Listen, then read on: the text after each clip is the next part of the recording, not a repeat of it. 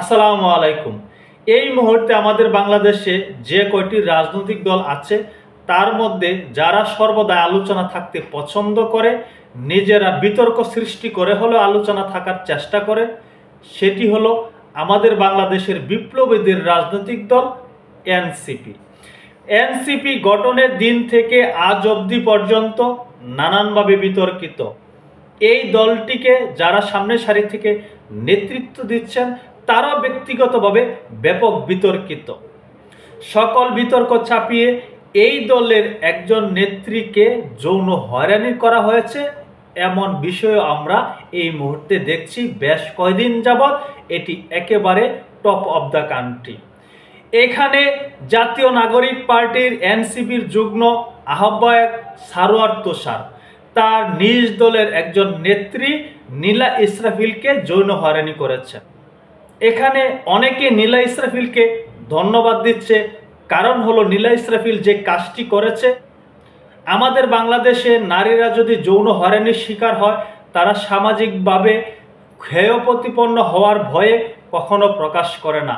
এখানে নীলা ইসরাফিল অকপটে প্রকাশ করেছেন তার নিজ দলের এনসিপির যুগ্ম আহ্বায়ক সারোয়ার তুষার তাকে যৌন হয়রানি করেছেন।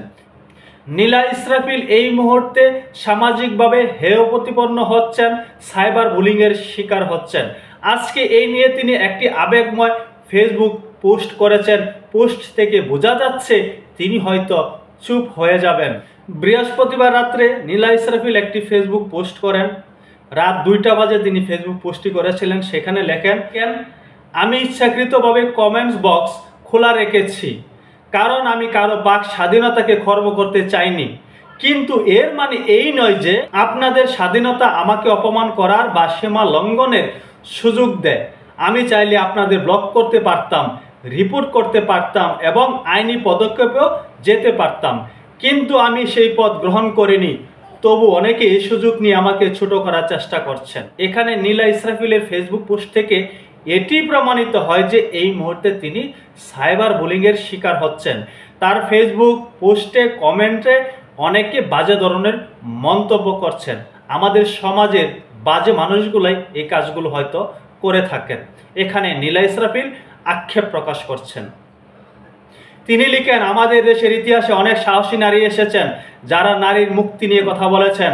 বেগম রোকেয়া সাহস করে নারীদের শিক্ষার পথ খুলেছিলেন। আফরোজা করিমের মতো নারীরা আজীবন নারী অধিকার ও উন্নয়নের জন্য লড়াই করেছেন। তারপরে তিনি লেখেন, আমার মতো সাধারণ একজন নীলা তাদের পথ অনুসরণ করে কথা বলছি। আমিও হয়তো একদিন চুপ হয়ে যাব, আর কথা বলবো না। সত্য বলা হয়তো আমিও এড়িয়ে যাব, কিন্তু আপনারা কি চিন্তা করেছেন তারপরে কি হবে? এখানে সবচেয়ে বড় প্রশ্নটি রেখে গেলেন নীলা ইসরাফিল। তিনি কি বলছেন? আমার মতো সাধারণ একজন নীলা তাদের পথ অনুসরণ করে কথা বলছি। তিনি বেগম রোকেয়া এবং আফরোজা করিমের কথা বলছেন। তাদের পথ অবলম্বন করে তিনি কথা বলছেন। তাদেরকে অনুসরণ করেন বলেই তিনি যৌন হয়রানির কথা অকপটে স্বীকার করেছেন, সমাজের সামনে তুলে ধরেছেন, রাষ্ট্রের সামনে তুলে ধরেছেন। তারপরে তিনি সবচেয়ে বড় মেসেজটি দিয়েছেন, আমি হয়তো একদিন চুপ হয়ে যাব, আর কথা বলবো না। সত্য বলা হয়তো আমি এড়িয়ে যাব, কিন্তু আপনারা কি চিন্তা করেছেন তারপর কি হবে?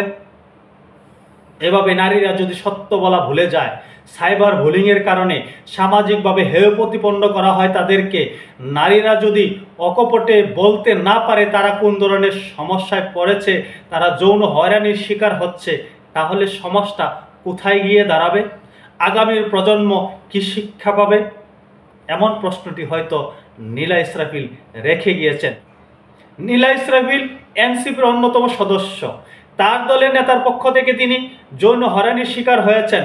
তার দলের সেই কালাপাটা তুষার ইমরান তাকে যৌন হয়রানি করেছে, বিভিন্নভাবে উত্তপ্ত করার চেষ্টা করেছে। আমরা যারা যৌন হয়রানি করে এনসিপির নেতা হোক বা যেই হোক তাদেরকে ঘৃণাই করতে চাই। সকলে ভালো থাকবেন। আল্লাহ হাফেজ।